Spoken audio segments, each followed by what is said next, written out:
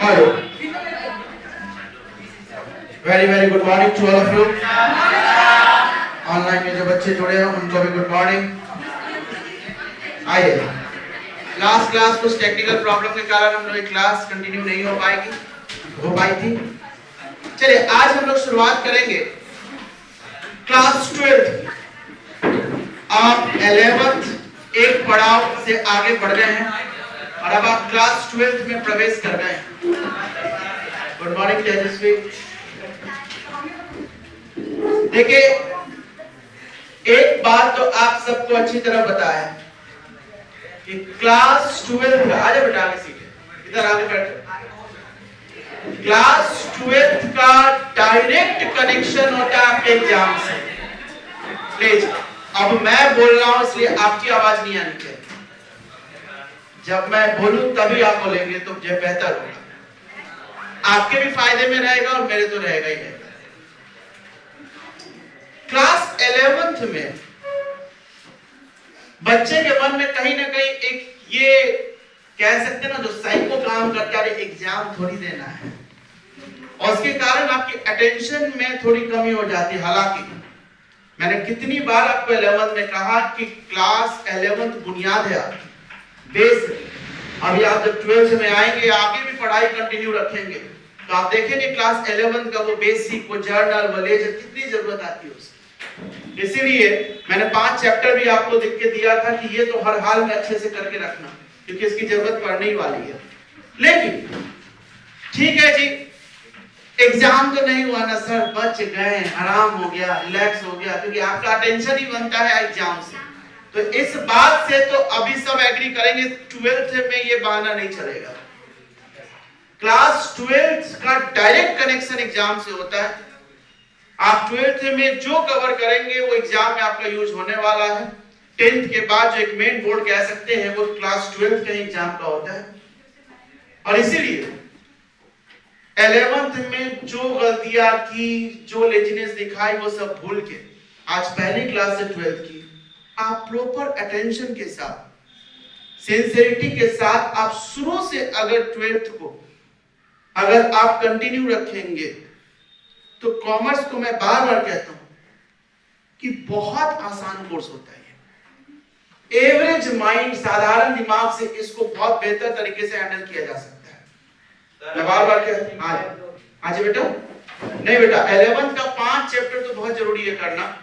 उसके लिए अगर आप नहीं किए तो मेरे से अलग से मिलेंगे, मैं अलग से बैकअप क्लास आपको दिलवा दूंगा, ठीक है बेटा? लेकिन जरूरी है उसके, नहीं तो दिक्कत आएगी आपको। लेकिन कॉमर्स में मैंने कहा बिल्कुल एवरेज माइंड बहुत अच्छा कर सकता है, लेकिन उसकी सिटिंग कैपेसिटी होनी चाहिए।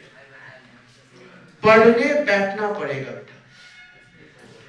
आप अगर सोचो कि सुबह से रात तक मैं बिल्कुल पढ़ाई करूं ही ना और मेरा अच्छा रिजल्ट हो जाए, तो बेटा ये तो समझ है, किसी और जुगाड़ से होता है वो अलग बात है जी। हम तो पढ़ने बैठे हैं यहाँ पे। एकेडमिकली ये पॉसिबल नहीं है, आपका माइंड कितना भी तेज क्यों ना हो, लेकिन अगर आपकी सिटिंग कैपेसिटी कमजोर है, आप बैठ के पढ़ नहीं सकते, तो बेटा फिर आप इस कोर्स में या किसी भी कोर्स में आप बेहतर नहीं कर सकते। इसीलिए मैं क्लास स्टार्ट करने से पहले आपसे 2 कमिटमेंट लूंगा। पहला कि जिस तन्मयता से आप क्लास में दिख रहे हैं, उसी तन्मयता, उसी पैशन, उसी कंसिस्टेंसी के साथ आप हर क्लास में दिखेंगे। यानी एब्सेंट आपको नहीं करना है, क्योंकि एक क्लास अगर आप एब्सेंट करते हैं तो ये ना सोचे कभी कि केवल वही क्लास डिस्टर्ब हुआ। उसके साथ साथ आप उसके आगे जब तक कि नया टॉपिक ना शुरू हो, आपको वो टॉपिक पूरा डिस्टर्ब हो जाएगा। आपने तो 11th में ये चीज फील भी किया होगा। अब फाइनेंशियल स्टेटमेंट का पहला क्लास छूट गया, बीच का एडजस्टमेंट छूट गया, आगे तक परेशानी बनती रहेगी। कोई बच्चा जर्नल छूट गया, उसका इंपैक्ट लेजर तक पड़ जाता है। तो इसीलिए बेटा हमेशा एक कमिटमेंट, जैसे खाना जरूरी है, सोना जरूरी है, वैसे क्लास आना भी जरूरी है। बिल्कुल आपने अपने आप से कमिट करना है कि नहीं, मुझे रेगुलर क्लास जाना है।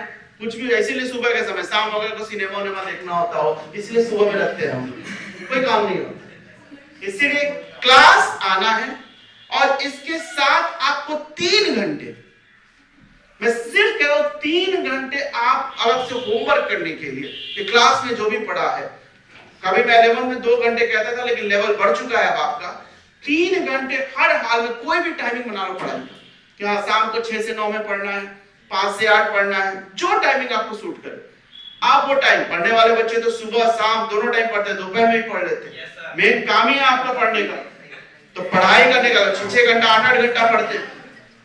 लेकिन मैं सिर्फ आपसे 3 घंटा, मिनिमम 3 घंटा आप जरूर घर पे पढ़ने बैठो। आप टाइम बना लेना कि मुझे 5 से 8 पढ़ना है, उस बीच में ना किसी दोस्त से मिलना है, ना मुझे घर का काम करना है, कुछ नहीं करना उसमें। मेरा एकदम कॉपी किताब खुला रहेगा, पढ़ने बैठ जाना है। क्या पढ़ना वो मैं बताऊंगा, लेकिन बैठना है, कमिटेड हो अपने आप से कि उस बीच मुझे किसी से नहीं मिलना। ऐसा नहीं कि अच्छा फुर्सत मिले तो कभी भी 3 घंटा पढ़ लेंगे, 2 घंटा उस समय 1 घंटा कभी पढ़ लेंगे। नो, एक टाइमिंग होनी चाहिए, एक डिसिप्लिन होना चाहिए। जैसे डिसिप्लिन से आपका 8:30 बजे क्लास आना है, वैसे घर पे पढ़ने का एक टाइम बनाना बेटा, क्योंकि ये 12th है, अब मजाक नहीं किया जा सकता। इसीलिए अभी से आपने 2 चीजें हमने कहा, क्लास डेली आना और घर पे 3 घंटे होमवर्क के लिए आपने पढ़ाई का टाइम बनाना।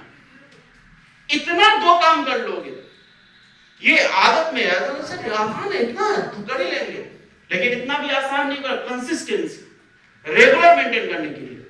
तो ये 2 चीज आप कर लो, मैं आज ही विश्वास दिलाता हूं आपको कि आपका 12th का अच्छा रिजल्ट कोई रोक नहीं सकता।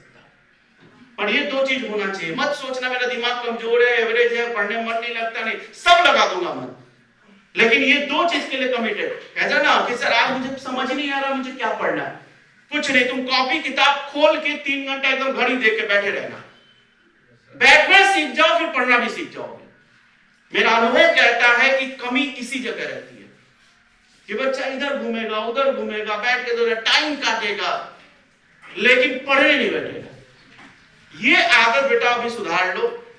अगर पढ़ने बैठना सीख गए तो आपका कैरियर, सिर्फ मैं कहता हूं ना, ये तो 12th है, 5 साल बाद सोचना कि अगर आज मेहनत कर लिया तो 5 साल बाद इस मेहनत की फसल कटेगी। लेकिन अगर अभी आपने लापरवाही कर दी तो भैया जीवन तो सबको चलाना है, और जीवन चलाने के लिए आपको पैसों की जरूरत पड़ेगी। उस समय बहुत ज्यादा मेहनत करना पड़ेगा और आउटपुट भी आपको बहुत कम मिलेगा। इसीलिए बेटा मैं ये बात बार बार नहीं कहता, फर्स्ट क्लास है, फर्स्ट क्लास में मैं 2 बच्चों से कमिटमेंट लेता हूं। पहला कि बेटा क्लास डेली नजर आओगे? Yes sir. सबकी आवाज नहीं आई? Very good. घर पे होमवर्क के लिए 3 घंटे पढ़ने बैठोगे? Yes sir. चलो जी, अपना कमिटमेंट, अपना वचन याद रखना। वेरी गुड जी, वही है ये चीज। हमने कहा ना शुरू में तो सर जान लगा देंगे, धीरे धीरे धीरे। ये वो बच्चा कह रहा है जो ये कह रहा है सर 11 तो पढ़े ही नहीं, 11 तो पढ़ी नहीं, साल भर किए क्या फिर? ठीक है जी, कुछ नहीं, दे रहा है दुरुस्त है, वचन याद रखिए।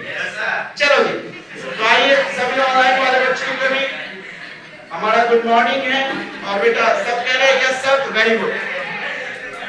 तो चलिए जी, अब हम अपनी क्लास 12 की शुरुआत करते हैं। प्लीज ध्यान दीजिए यहाँ।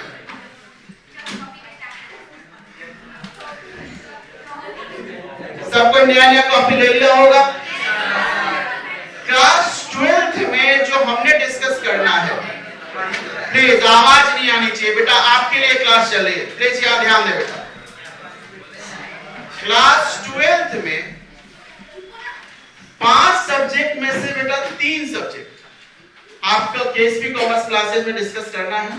आपके एग्जाम 500 मार्क्स के होते हैं, उसमें से 300 नंबर का यानी 3 पेपर आपके यहाँ डिस्कस होने हैं। इसमें पहला पेपर हमारा अकाउंट्स, दूसरा बीएसटी और तीसरा ईपीएस। देखिए जी, अकाउंट्स जो डिस्कस होगा आप सबको पता है कि my self CA Anand Mohan, इनके साथ डिस्कशन होना है। बीएसटी और ईपीएस जैसे क्लास 11th में डिस्कस हुआ था, सेम वैसे ही क्लास 12th में भी सीए केएसपी सर आपके साथ रूबरू रहेंगे। सबसे पहले वैसे मैंने ब्राउजर दे दिया है, सबका कंफर्मेशन पता है, लेकिन मैं बुक्स नेम और क्लास शेड्यूल पहले आपको बता देता हूं। फर्स्ट क्लास है, मेरी ड्यूटी बनती है। अकाउंट्स जो है आपका वो 3 दिन चलेगा, मंडे, ट्यूसडे और वेडनेसडे। 3 दिन आपका 11 में भी चलता था, लेकिन डेज अलग होते थे, और आपके 12th में डेज अलग होंगे अकाउंट्स का, Monday, Tuesday, Wednesday. BST Thursday and Friday, और ईपीएस चलेगा आपका सैटरडे। ठीक है जी, तो ये रूटीन आपने ध्यान में रखना है। क्लास शेड्यूल आपका इसी तरह चलने वाला है। बुक्स ने वैसे मैंने 11 में ही अनाउंस करके कहा था बुक परचेज कर लीजिए, बहुतों बच्चों ने कर भी लिया, पर फिर भी कुछ नए बच्चे हैं, मैं बता दूं। अकाउंट्स आपका doctor S K Singh, BST R K Singla, और ईपीएस डॉक्टर एसके सिंह। जो किताब आप जिस ऑथर, जिस राइटर, जिस पब्लिशर का आपने 11 में पढ़ा था, उसी ऑथर राइटर का आपको 12th में भी कवर करना है। ठीक है जी, तो क्लास शेड्यूल ध्यान में रखेंगे, बुक सबको परचेज कर लेना है। तो आज आपका क्लास शेड्यूल के अकॉर्डिंग आज अकाउंट्स का डिस्कशन होना है। तो चलिए अब आप अपना कॉपी खोल लें और हम बात शुरू करते हैं अकाउंट्स की। सर बीएसटी का बुक नहीं मिल रहा है। ठीक है बेटा, आ जाएगा, आप ऑर्डर करेंगे, 1 सप्ताह में आ जाएगा। तब तक केस भी सब मैनेज करेंगे आप। अकाउंट्स का तो मिल गया सबको? आइए अब हम लोग बात करने वाले हैं अकाउंट्स की। बिल्कुल, सभी ऑनलाइन वाले बच्चे भी कह रहे हैं मिल गया। पब्लिकेशन बेटा एसपीपीडी पब्लिकेशन का आता, जो 11 में पढ़ा था प्रिया बेटा वही लेना है आपको 12th में, सेम पब्लिकेशन। अकाउंट्स देखिए, एक बात हम लोग 11th में ही बात किए थे कि कहीं ना कहीं कॉमर्स का कनेक्शन बिजनेस से होता है। बिजनेस में जो ट्रांजैक्शंस होते हैं, लेन देन होते हैं, उसके रिकॉर्ड करने का काम होता है अकाउंट। पहला अकाउंट का मीनिंग ही हमने बताया था पहली क्लास 11 में कि अकाउंट का मतलब क्या, तो बिजनेस के लेन देन को रिकॉर्ड करना, वो अकाउंट है।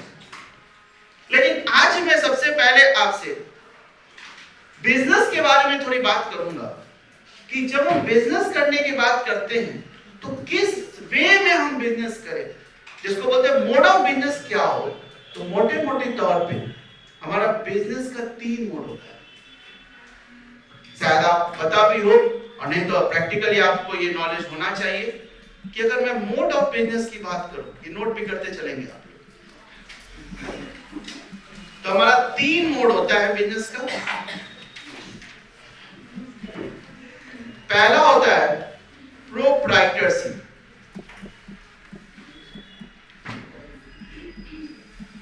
जिसको हिंदी में कहते हैं हम लोग एकाकी व्यापार। दूसरा एक मोड होता है हमारा पार्टनरशिप, जिसे हिंदी में हम कहते हैं साझेदारी। एकाकी व्यापार में केवल और केवल एक मालिक होता है, सोल पर्सन। हाँ, स्टाफ एम्प्लॉइज वो हो सकते हैं, लेकिन मालिक एक। लेकिन जब हमें एक से अधिक मालिक की जरूरत पड़ती है, चाहे वो पूंजी की कमी हो या रिस्क की कमी हो, रिस्क लेने में डर लग रहा हो, इस तरह के लिमिटेशन के बाद, तो मोर देन 1 पर्सन मिलकर जब बिजनेस करते हैं एज अ ऑनर, प्रॉफिट बढ़ जाएगा उनके बीच, तो फिर व्यवसाय का स्वरूप बदलता है और वो कहलाता है पार्टनरशिप, साझेदारी। लेकिन इसी बिजनेस को और बड़ा करना चाहते हैं हम, 200-400% जुड़ के बिजनेस करना चाहते हैं, 1000-2000% जुड़ के बिजनेस करना चाहते हैं, तो फिर कहता है कि साझेदारी भी छोटी पड़ जाएगी, क्योंकि साझेदारी में भी कहता है कि मैक्सिमम 50 लोग जोड़ सकते हो। 50 से ज्यादा सावधानी भी हाथ खड़े कर देता है कि नहीं नहीं फिर मेरे में नहीं आओ, तो फिर व्यवसाय का स्वरूप बदलता है और फिर आपको करना होता है व्यवसाय कंपनी के रूप में।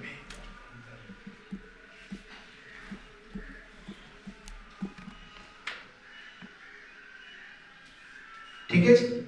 तो मोटे मोटे तौर पे आपके ये 3 स्वरूप व्यवसाय के, प्रोप्राइटरशिप, पार्टनरशिप, कंपनी। अब हम बात तो अकाउंटिंग ही करने वाले हैं, तो हम एज ए अकाउंटेंट बताइए, जब हम नौकरी करेंगे तो हाँ बेटा प्रिया, हमने कहा कि बिजनेस का स्वरूप तरीका 3 तरीके से बिजनेस किया जा सकता है, प्रोप्राइटरशिप, पार्टनरशिप और कंपनी। एक व्यक्ति मालिक तो प्रोप्राइटरशिप, एक से अधिक व्यक्ति मिलकर बिजनेस करते हैं तो पार्टनरशिप। जब व्यवसाय का स्वरूप और बड़ा करना है, 200-400 लोग मिलकर बिजनेस करना चाहते हैं तो कंपनी का रूप लेना होता है।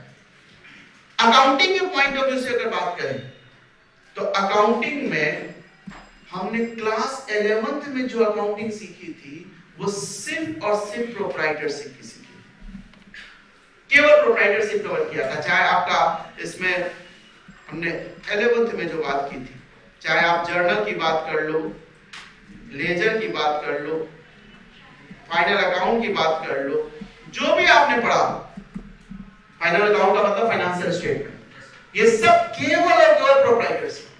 क्योंकि एक ही तरीके बिजनेस का, राम का बिजनेस, श्याम का बिजनेस, मोहन का बिजनेस, तो इसीलिए हमने बहुत मोड ऑफ बिजनेस पे बात नहीं की। लेकिन अब आप जब 12th में आ गए हैं तो 12th में कहता है प्रोप्राइटरशिप तो आप 11th में सीख गए हैं। अब आइए, अगर किसी पार्टनरशिप बिजनेस की अकाउंटिंग करनी हो, किसी कंपनी की अकाउंटिंग करनी हो, तो फिर कैसे अकाउंटिंग की जाएगी? एक बात सिंपल आप समझ रहे हैं कि अगर आप प्रोप्राइटरशिप बिजनेस की अकाउंटिंग संभालते हैं, उससे ज्यादा पैसा मिलेगा अगर किसी पार्टनरशिप बिजनेस की अकाउंटिंग संभालोगे, उससे भी ज्यादा पैसा मिलेगा आपको अगर कंपनी की बिजनेस की अकाउंटिंग संभालोगे। क्योंकि व्यवसाय का स्वरूप बड़ा होता जाएगा तो आपके भी पैसे बड़े होते जाएंगे।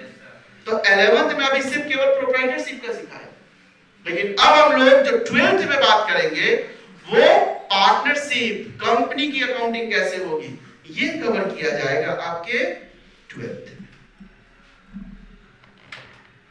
ठीक है जी। इन एडिशन, इसके अलावा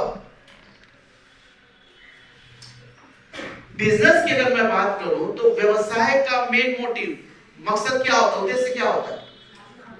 बोलो जोर से, लाभ कमाना। पहला मकसद, सबसे प्रमुख उद्देश्य अगर बोले तो व्यवसाय का होता है लाभ कमाना। भाई प्रॉफिट कमाने के लिए, तो पैसे कमाने के लिए कोई व्यवसाय करता है। अब चाहे वो कपड़े का व्यवसाय हो, तो दवा का व्यवसाय हो, तो किराने का व्यवसाय हो, तो पहला उद्देश्य लाभ कमाना होता है। तो चाहे वो प्रोप्राइटरशिप, पार्टनरशिप, कंपनी की बात करें, ये सब बिजनेस कहीं ना कहीं लाभ कमाने के लिए हो रहा है। लेकिन ऐसी भी संस्था होती है, बिजनेस नहीं बोल सकते उसको, ऑर्गेनाइजेशन बोलेंगे, संस्था बोलेंगे, जिसका उद्देश्य लाभ कमाना नहीं होता, उसे बोलते हैं लोग नॉन प्रॉफिट ऑर्गेनाइजेशन, गैर लाभकारी संस्थाएं। जैसे कोई हॉस्पिटल, क्लब, लाइब्रेरी, कोई मंदिर वगैरह। भाई पैसे तो उनके पास भी आते हैं, लेकिन उस पैसे से उनका अपना उद्देश्य नहीं होता, किसी खास उद्देश्य को, धर्म को प्रमोट करने में, तो किसी कला को प्रमोट करने में, संस्कृति को प्रमोट करने में, ऑर्फन बच्चों के लिए कुछ करना, नगर उद्यान बनाना, इस तरह के काम करने में लगे होते हैं। तो ऐसी संस्था को हम गैर लाभकारी संस्था यानी नॉन प्रॉफिट ऑर्गेनाइजेशन कहते हैं। लेकिन बताइए, पैसों का आना जाना तो वहां भी होता है, तो अकाउंटिंग तो उनकी भी देखनी पड़ेगी हमें। तो साथ में हम 12th में नॉन प्रॉफिट ऑर्गेनाइजेशन की अकाउंटिंग भी सीखेंगे। यानी एक और आपकी ऑर्गेनाइजेशन हो गई नॉन प्रॉफिट ऑर्गेनाइजेशन। ठीक है, इसका भी कहां पढ़ना है आपको? 12th। तो पहले ये नोट कर लीजिए आप लोग सब, इसको हिंदी में हम कहते हैं गैर लाभकारी संस्था।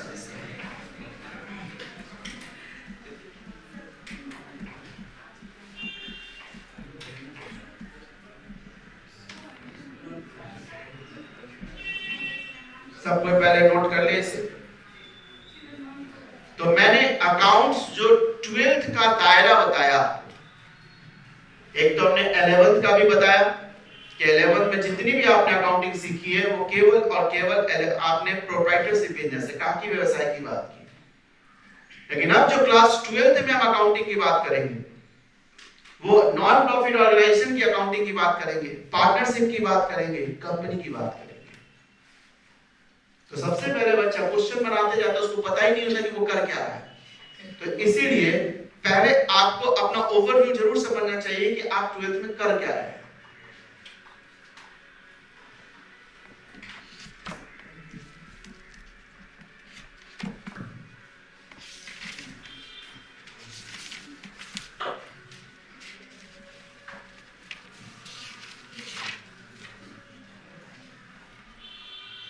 हो गया? तो आइए पहला चैप्टर हम लोग इसी में शुरू करने वाले हैं, नॉन प्रॉफिट ऑर्गेनाइजेशन। तो सभी बच्चे नेक्स्ट पेज पे हेडिंग डालेंगे, नॉन प्रॉफिट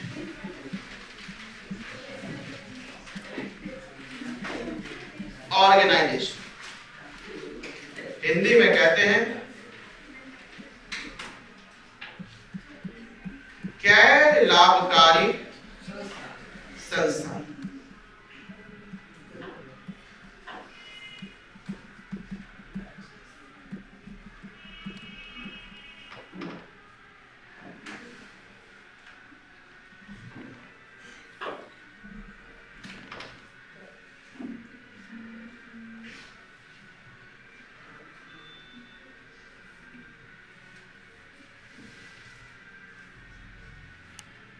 क्लास के बाद आराम से बात करें। हेडिंग डालिए सबने। आइए सबसे पहले अगर नॉन प्रॉफिट ऑर्गेनाइजेशन की मीनिंग, उसका नाम में छुपा हुआ है। बहुत सारे वर्ड का मीनिंग तो अगर नाम को ध्यान से समझिए तो उसी में छुपा होता है। कह रहा नॉन प्रॉफिट ऑर्गेनाइजेशन यानी ऐसी ऑर्गेनाइजेशन जिसका उद्देश्य लाभ कमाना न हो, तो वो हमारा ऑर्गेनाइजेशन क्या कहलाएगा? Non profit organization. तो कहता है फिर सर उद्देश्य क्या? तो हमने कहा एक वर्ड में कह सकते समाज कल्याण। चाहे वो हम लोग नगर उद्यान के लिए करें, कुछ अनाथ बच्चों के लिए करें, मंदिर के लिए करें, कुछ कला संस्कृति के डेवलपमेंट के लिए करें। हाँ, कुछ क्लब होते हैं, क्लब में जो मेंबर जुड़ते हैं उस मेंबर को हम सर्विस देते हैं, चाहे वो स्पोर्ट्स क्लब हो या वगैरह जो भी है। तो कहता है ऐसी ऑर्गेनाइजेशन जो कला संस्कृति धर्म के प्रमोट करने के लिए बनी हो, समाज या अपने सदस्यों को सेवा प्रदान करने के लिए बनी हो, तो ऐसी ऑर्गेनाइजेशन नॉन प्रॉफिट ऑर्गेनाइजेशन कहलाता है। तो एक लाइन लिखेंगे आप, मीनिंग ऑफ। देखिए इस नॉन प्रॉफिट ऑर्गेनाइजेशन को मैं शॉर्ट में क्या वर्ड दूंगा? एनपीओ। मैं नहीं, ये दिया गया है, तो इसको शॉर्ट में एनपीओ बोलेंगे। ठीक है जी, बार बार पूरा वर्ड लिखना थोड़ा जगह ज्यादा है, तो इसको शॉर्ट में हम क्या बोलेंगे? एनपीओ। तो अभी हम बात करें मीनिंग ऑफ एनपीओ। देखिए एक और बात मैं बता दूं कि एग्जाम पॉइंट ऑफ व्यू से आपका जितना इंपॉर्टेंट न्यूमेरिकल क्वेश्चन होता है उससे ज्यादा इंपॉर्टेंट आपका थ्योरी होता है। एग्जाम में जो थ्योरी और न्यूमेरिकल का रेशियो होता है, ऑब्जेक्टिव अगर वो मिला दें तो 70% और 30% का होता है। 70% तो थ्योरी बेस्ड क्वेश्चन होता है, 30% सिर्फ आपके न्यूमेरिकल क्वेश्चन, उससे भी कम हो जाता है। तो इसीलिए बच्चे क्या होते हैं कि जब मैं थ्योरी बताऊंगा, उसका थ्योरी लिखवाऊंगा या उससे रिलेटेड मैं कुछ होमवर्क दूंगा, अच्छा आज तो कुछ खास होमवर्क नहीं है। जब मैं होमवर्क दूंगा इलस्ट्रेशन ये बनाना, क्वेश्चन ये, हाँ ये होमवर्क है, क्वेश्चन बनाने में लगे रहता है। ठीक है जी, अकाउंट के डेवलपमेंट में क्वेश्चन बहुत जरूरी है, लेकिन मैं एग्जाम पॉइंट ऑफ व्यू से फिर बता दूं पहले ही क्लास में कि थ्योरी उतना ही जरूरी है। क्लास में सर क्या पढ़ो, कहां से लाऊं क्वेश्चन?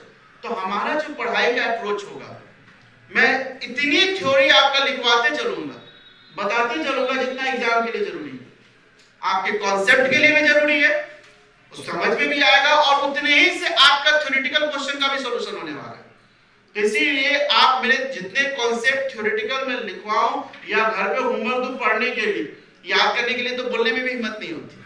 अच्छा सर याद करवाइएगा, स्टैंडर्ड 2-3 का बच्चा समझ रहा है, मेरे इतने आ गए जैसे मतलब पढ़ लो, पढ़ने का मतलब चीजें मेमोराइज हो जानी चाहिए, तो वो थ्योरी में भी उतना ही ध्यान देना।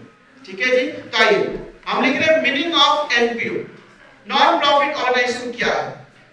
तो आइए लिखे नॉन प्रॉफिट ऑर्गेनाइजेशन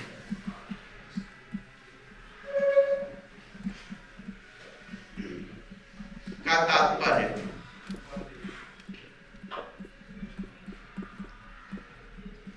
ऐसी संस्था, संस्था को ही हम लोग अंग्रेजी में कहते हैं ऑर्गेनाइजेशन, से है जिसका उद्देश्य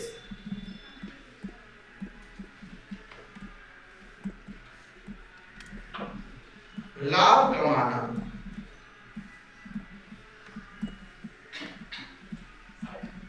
नहीं होता है,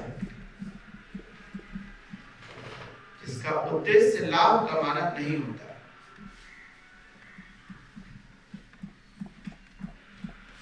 ऐसी संस्था की स्थापना का उद्देश्य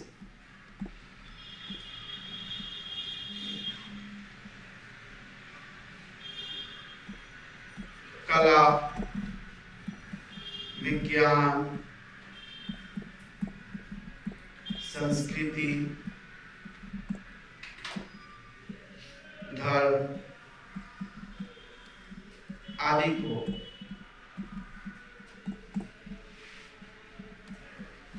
प्रमोट करना। प्रमोट का मतलब समझते, बढ़ावा देना। एक दो मैं अंग्रेजी वर्ड जानबूझ के डालता हूं ताकि, क्योंकि ये प्रैक्टिकल वर्ड होते हैं, ये सब आपको पता होना चाहिए। आदि को प्रमोट करना तथा समाज एवं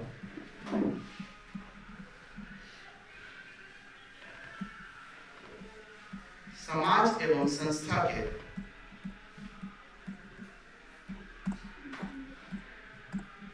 सदस्यों को सेवा प्रदान करना होता है।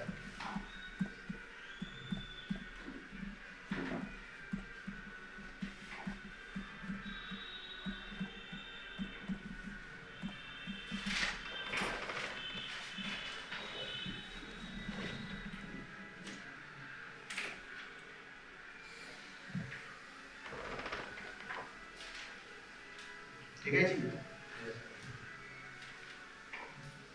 तो नॉन प्रॉफिट ऑर्गेनाइजेशन लाभ कमाने के लिए नहीं बनी। आप किस लिए बनी? तो भाई विज्ञान, कला, धर्म, संस्कृति, इसको बढ़ावा देना है, और अब समाज या अपने क्लब के या अपने संस्था के सदस्यों को सर्विस प्रोवाइड, सेवा का अंग्रेजी क्या होता है? सर्विस देना। ठीक है, फॉर एग्जाम्पल ये नोट कर लिया सबने? हाँ जल्दी करो।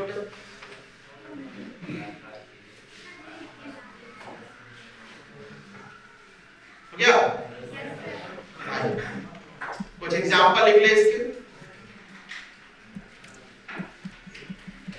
एग्जाम्पल ऑफ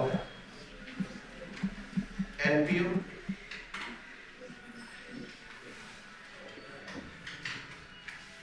जैसे हॉस्पिटल,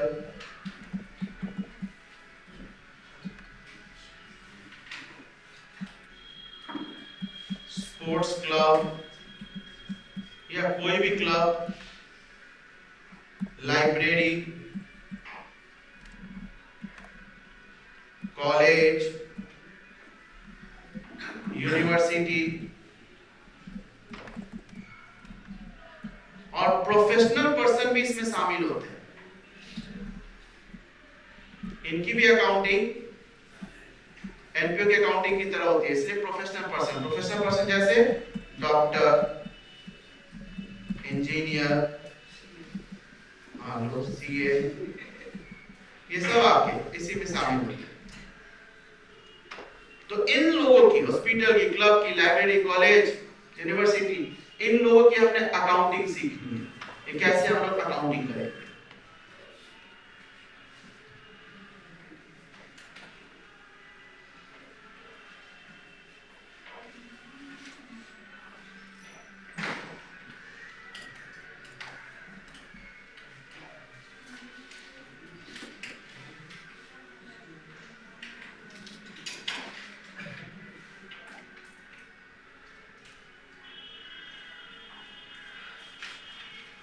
देख लिए? तो आइए, एनपीओ का मतलब सबको समझ में आया? अब देखो एग्जाम में सीधे पूछा गैर लाभकारी संस्थाएं से आप क्या समझते हैं, तो ठीक है जी हम ये लिख देंगे, ये लिख दीजिएगा, अपना नंबर मिल जाएगा आपको। तो हमें चैप्टर को समझने के लिए भी जानना जरूरी है और थ्योरेटिकली क्वेश्चन एग्जाम के लिए भी जरूरी है। आइए अब चलिए हम बात करते हैं अकाउंटिंग ऑफ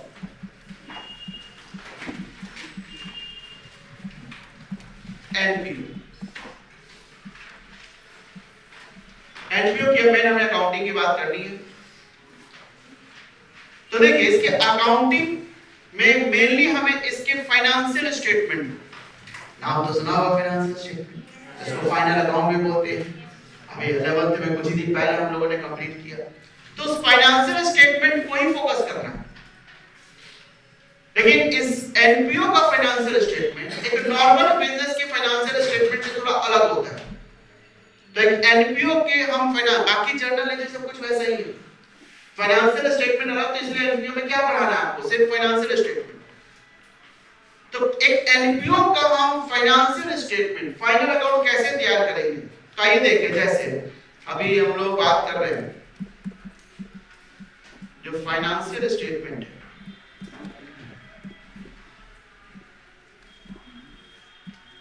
हम थोड़ा कंपेयर कर लेंगे कि एक तरफ हमारा नॉर्मल बिजनेस,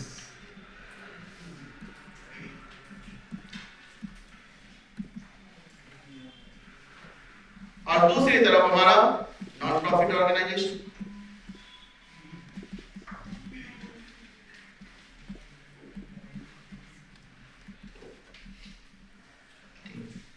तो जब हम नॉर्मल बिजनेस की बात करते हैं तो बताइए नॉर्मल बिजनेस में हम फाइनेंशियल स्टेटमेंट में क्या क्या बनाते हैं?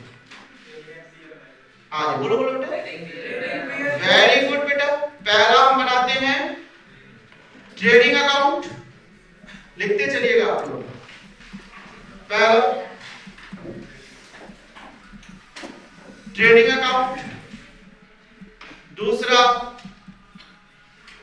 प्रॉफिट एंड लॉस अकाउंट, और तीसरा हम बनाते हैं बैलेंस शीट। ये तीन चीजें हमें नॉर्मल बिजनेस में बनाना होता है। आप लोग खूब बना के भी आए हैं, ट्रेडिंग, पीएल, बैलेंस शीट। लेकिन जब बात हम नॉन प्रॉफिट ऑर्गेनाइजेशन की करेंगे तो उसका हमने कहा ना फाइनेंशियल स्टेटमेंट थोड़ा अलग दिखने वाला है। तो सबसे पहले उसमें जो प्रिपेयर करते हैं नॉन प्रॉफिट ऑर्गेनाइजेशन में, हम ट्रेडिंग अकाउंट नहीं बनाते, हम पीएल अकाउंट नहीं बनाते, उसकी जगह क्या बनाते हैं? तो यहां बनेगा आपका रिसिप्ट्स एंड पेमेंट अकाउंट।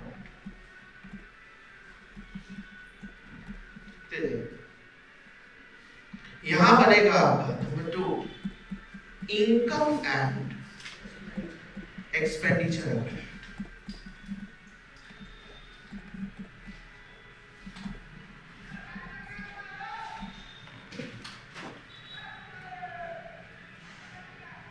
थोड़ा सा कट रहा है इसलिए मैं थोड़ा इधर कर देता हूँ इसको। ऑनलाइन वाला बच्चों को दिक्कत हो रही है, आप लोग लिखते जाइए वो। पहला लिखा था हमने receipts and payment account, number 2 लिखा इनकम एंड एक्सपेंडिचर अकाउंट,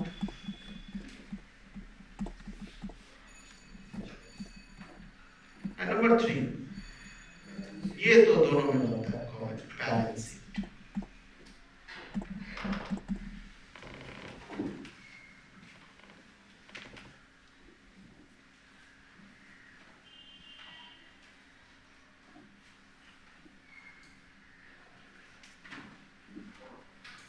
ठीक है जी।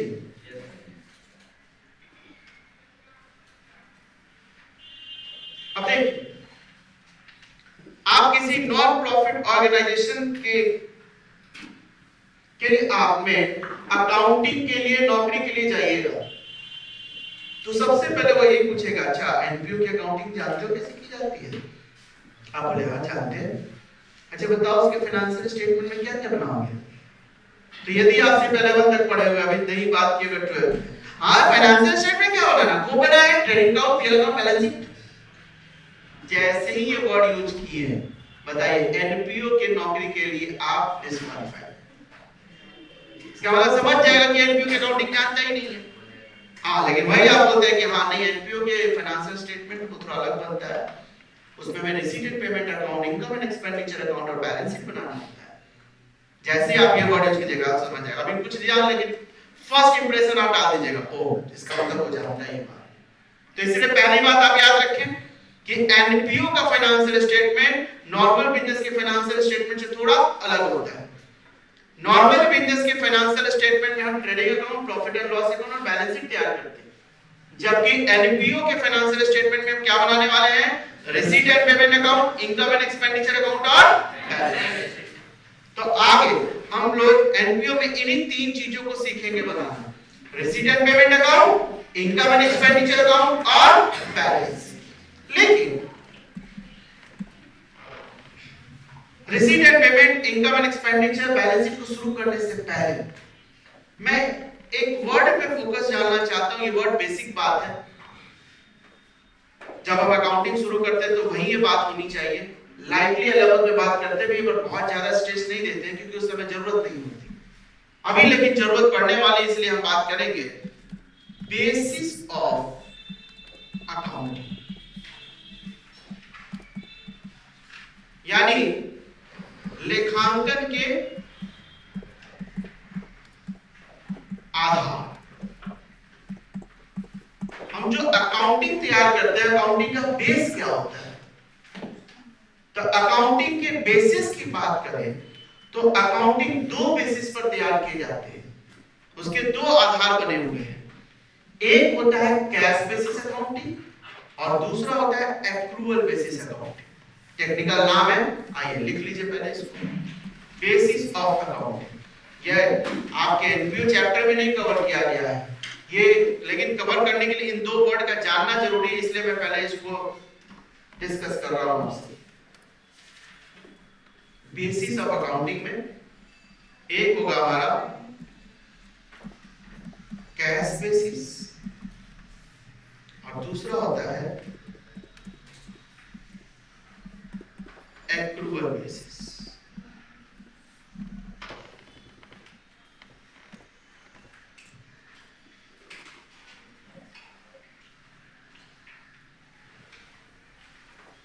ठीक है जी।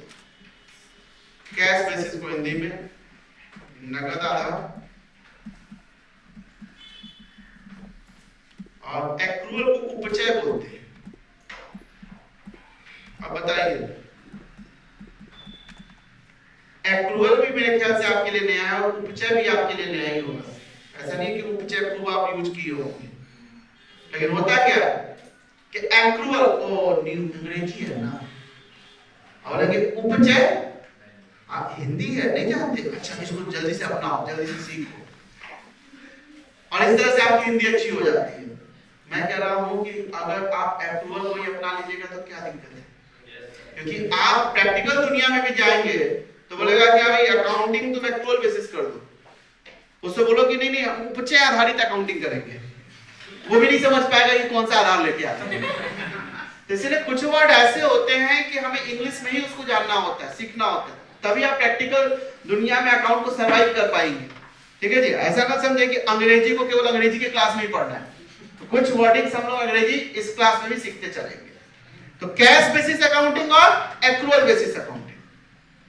कैश बेसिस अकाउंटिंग ये होता है कि वो केवल नगद को कंसीडर करता है, कैश का आना कैश का जाना केवल उसको कंसीडर करेगा, उधार को नहीं करेगा।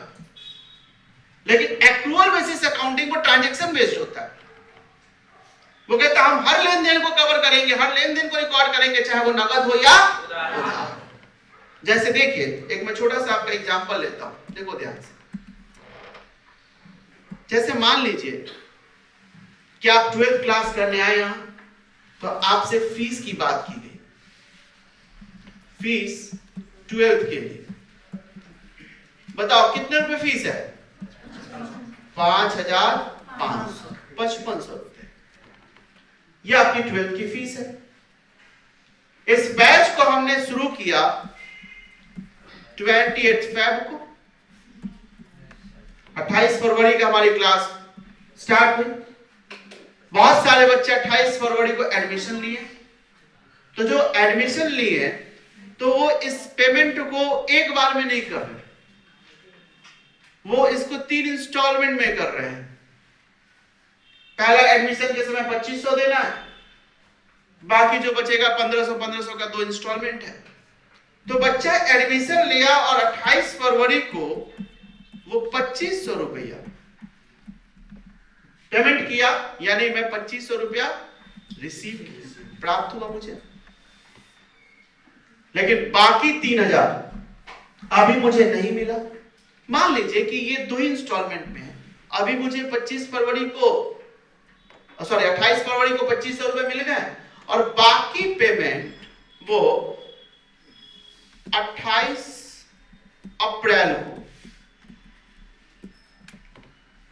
मुझे, वैसे तो मंथली देना है लेकिन 2 महीने आगे इकट्ठे दे दिया उसने 3000 रुपए। तो 28 फरवरी को मिला मुझे 2500 रुपया और 3000 28 अप्रैल को मिला। ये 28 फरवरी 2022 और ये 28 अप्रैल 2022। ठीक है जी। बैच स्टार्ट कब हुआ हमारा? 28 फरवरी 2022 को। फीस कितनी? 5500 रुपए। अब देखिए 28 फरवरी और 28 अप्रैल के बीच में एक डेट आता है और वो डेट है 31 मार्च 2022। हाँ जी, 31 मार्च को बताओ क्या होता है? अकाउंटिंग ईयर का कंप्रेशन होता है। प्रशांत, मैं क्लास से बाहर भी निकालना जानता हूं बेटा, नहीं पढ़ने बेटा मूड में तो बाहर निकल लो। 31 मार्च 2022 या कोई भी 31 मार्च वो कंप्लीशन ऑफ अकाउंटिंग ईयर होता है। आज 11th में इतनी बात तो सीख गए होंगे आप लोग। जो फाइनल अकाउंट बनाते थे आप लोग ट्रेडिंग पेयर बैलेंस मोस्टली कब बनाते थे? एज ऑन 31 मार्च 2100 2000 2200 जो भी हो हमारा। तो ये प्रैक्टिकल केस हम ले रहे हैं कि 31 मार्च 2022 को हम अपनी अकाउंटिंग बंद कर रहे हैं। इस दिन हमारा कंप्लीशन ऑफ फाइनेंशियल ईयर, मेरा फाइनेंशियल ईयर यहां कंप्लीट हो रहा है। तो इस दिन मेरा सवाल ये है कि भाई इस दिन मेरी इनकम, जो मैं अपना बुक्स ऑफ अकाउंट मेंटेन करूंगा तो उस बुक्स ऑफ अकाउंट में फाइनल अकाउंट बनाऊंगा ना, तो फाइनल अकाउंट में मैं अपनी इनकम कितनी दिखाऊंगा? 2 ऑप्शन है हमारे पास, एक 2500 और एक दूसरा 5500। जहां तक इधर से आवाज आ रही है क्या मेरी इनकम 2500, इधर बेटा कुछ एक तो आवाज 5500 की। आदित्य कह रहा है 2500, राहुल कह रहा है सर 5500, महेश 5500, नमिता 2500। यानी देखो 2 भाग में आंसर बढ़ चुका है। कुछ का कहना है कि 2500 और कुछ का कहना है 5500। मोटा मोटी तो आपकी जो आवाज आ रही है, रेशियो जो मुझे दिख रहा है 60-40 का। हाँ लोग कुछ कह रहे हैं? सर बोल रहे हैं मार्च खोलिए से पहले जो होगा उसी को ऐड किया जाएगा उसको। चलिए ये डिस्कशन करेंगे हम अभी तो हम सिर्फ आपसे ये पूछेंगे हमारी इनकम कितनी होगी। आप अकाउंटेंट हैं तो जो रेशियो मुझे दिख रहा है 60% से ज्यादा बच्चे कह रहे हैं सर 2500, लेकिन साथ में ये भी कमजोर नहीं है। 5500 वाले 40% है उसके आसपास है, यानी सर 5500 होगा। देखिए ये दोनों आंसर सही है। 2500 भी सही है और 5500 भी सही है, बस आपने आधार अलग अलग लिया है। कि जो कह रहा है कि हमारी इनकम 2500 है, इसका मतलब वो कैश बेसिस पे बात कर रहा है। लेकिन जो कह रहा है कि हमारा इनकम 5500 है, इसका मतलब वो एक्रूअल बेसिस की बात कर रहा है। यही तो है दो अलग अलग अकाउंटिंग के आधार। बताइए, यहीं पे देखिए, अगर मैं इनकम की बात करूं, यहां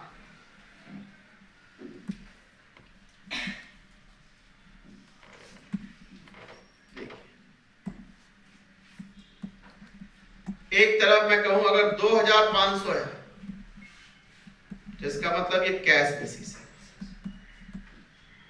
लिख लो बेटा ये सब। और एक तरफ मैं कहूं कि मेरी इनकम 5500 है, तो इसका मतलब आप बात कर रहे हैं एक्रूअल बेसिस।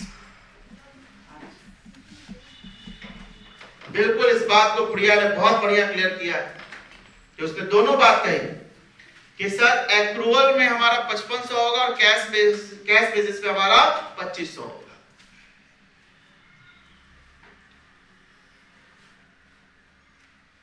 नोट कर लो पहले, फिर इसको और डिस्क्राइब करते हैं।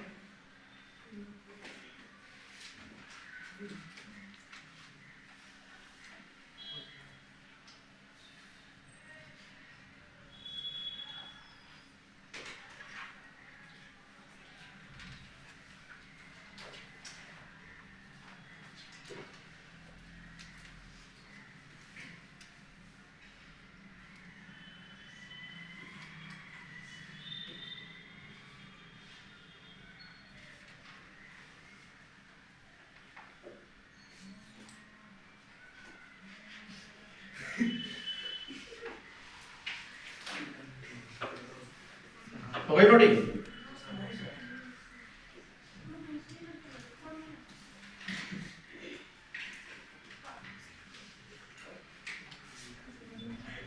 मार्च के फाइनेंस बेसिस पर बेटा, हाँ जी बेटा, 31 मार्च को ईयर हमारा कंप्लीट होता, उस बेसिस पे हम बात कर रहे हैं।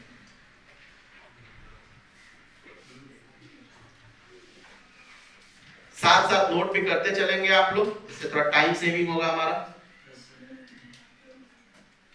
लिखना हाथ से है, समझना दिमाग से, ये दोनों प्रोसेसर एक साथ ऑन रहना चाहिए। हाँ, कहीं कहीं मैं खुद बोलूंगा कि रुक जाओ अभी समझ लो, तो वहां रुक जाना, अदरवाइज नोटिंग और समझना दोनों साथ साथ होना चाहिए।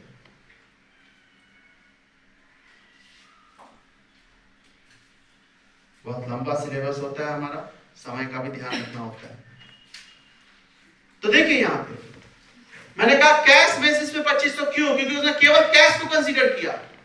अभी इस तरह को सिंपल वे में बात करें तो 5500 में मेरा 2500 मिला और 3000 उधार रहा इस साल की बात, साल यहाँ खत्म हो गया 31 मार्च को। तो इस साल बताइए हमारा वो बैच स्टार्ट हो गया, मैंने इनकम एक्रूड हो गया, जन्म ले लिया वो इनकम, लेकिन मिला उसमें से अभी 2500, 3000 उधार है। तो रोकर आधारी यानी कैश बेसिस कहता है हम केवल कैश को कंसीडर करते हैं, इसलिए सिर्फ 2500 लेंगे। लेकिन एक्रूअल तो कह रहा हूं तो एक्रूड हो गया ना, चाहे वो नगद हो या उधार, हम दोनों को कंसीडर करते हैं। तो इस प्रकार एक्रूअल बेसिस को क्या बोलेगा, आपकी इनकम 5500 हो गई है। और एक सवाल और कि आपने 11 तक जो आपने अकाउंटिंग किया है, उस अकाउंटिंग में आप जनरल लेजर जो फाइनल अकाउंट बनाए हैं, वो बताओ किस आधार पे बनाओ, कैश बेसिस या एक्रूअल बेसिस? गलत जवाब, एक्रूअल बेसिस पे बनाया। उसको बेसिक दिखाना पड़ेगा 3000। ना बिल्कुल, मैं कह रहा हूं माल बेचते थे, उधार बेचते थे, छोड़ देते थे रिकॉर्डिंग। तुम जाना जो फाइनल अकाउंट बनता था, ट्रेडिंग अकाउंट में जो बाई सेल दिख रहा है, क्या केवल कैश सेल दिख रहा है? क्रेडिट सेल आ रहा है या नहीं आ रहा? तो बताओ नगद और उधार दोनों को कंसीडर किया है नहीं किया? और केवल ऐसा नहीं, सेल परचेज में भी नगद और उधार, आना और जाना दोनों को देखते हैं हम लोग। आप देखो किराया 10,000 रुपया, इसमें से 6,000 पेड किया, 4,000 आउटस्टैंडिंग, छूट भी जाता था तो हम बताओ फाइनल अकाउंट में एडजस्टमेंट में जोड़ते थे कि rent paid 6,000 plus outstanding 4,000, total rent का खर्चा कितना? 10,000। व्हाट इट मींस, इसका मतलब आप एक्रूअल बेसिस पे चल रहे हो। तो हमेशा याद रखिए अभी तक की जो अकाउंटिंग हुई है वो एक्रूअल बेसिस पे हुआ है। समझ आई बात? क्योंकि नगद और उधार दोनों को कंसीडर करता है। Is that okay? तो आइए लिख लीजिए एक लाइन। भैया बेटा हम लोग मोस्टली हाँ एक जगह कैश बेसिस अपनाया था, अगर आपको थोड़ा बहुत याद हो तो सब्सिडरी बुक के कैश बुक में एक कैश बुक जो आप बनाते हो उसमें केवल कैश को कंसीडर करते हो, कैश का आना और जाना वो सबसे आपके कैश बुक में कैश आता है, अदरवाइज बाकी सभी जगह कौन सा होता है एक्रूअल बेसिस होता है। ठीक है जी, तो आइए लिखिए पहला कैश बेसिस अकाउंटिंग।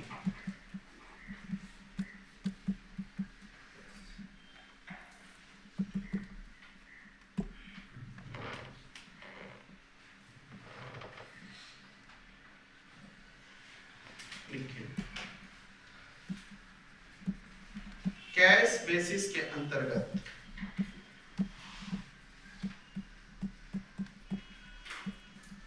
केवल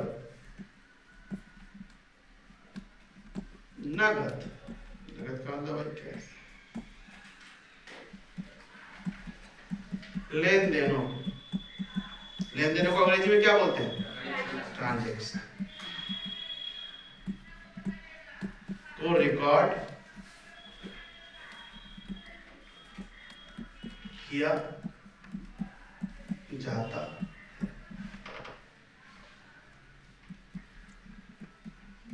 इसमें उधार लेन देन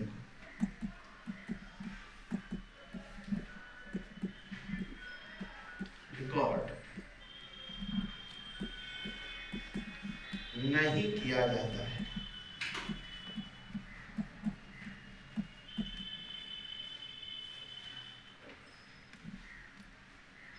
ये कैश बेसिस हो गया, लेकिन दूसरा पहले नोट कर लो।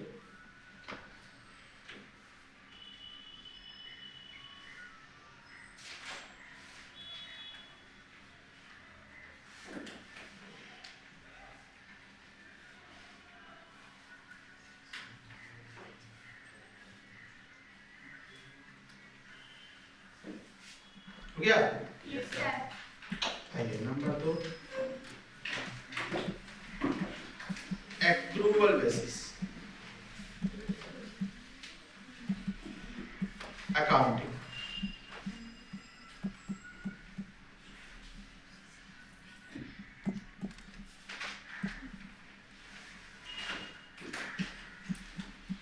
एक्रूअल बेसिस के अंतर्गत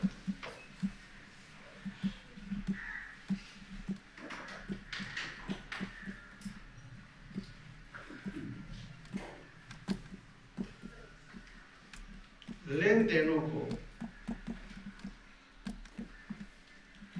क्रमिक आधार पर, तेजस्वी कह रहा है सर बैंक, बेटा जल्दी लिखा करो, लो बेटा जल्दी लिखो।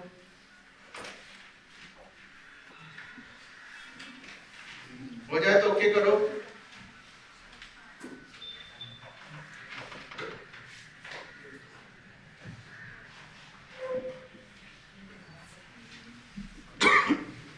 हो गया तेजस्वी?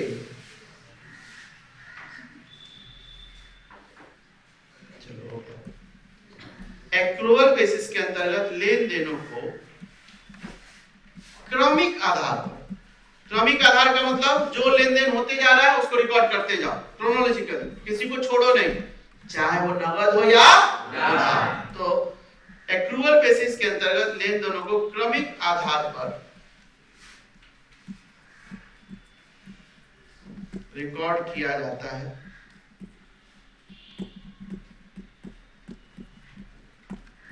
कब? चाहे वो लेन देन नगद हो या उधार।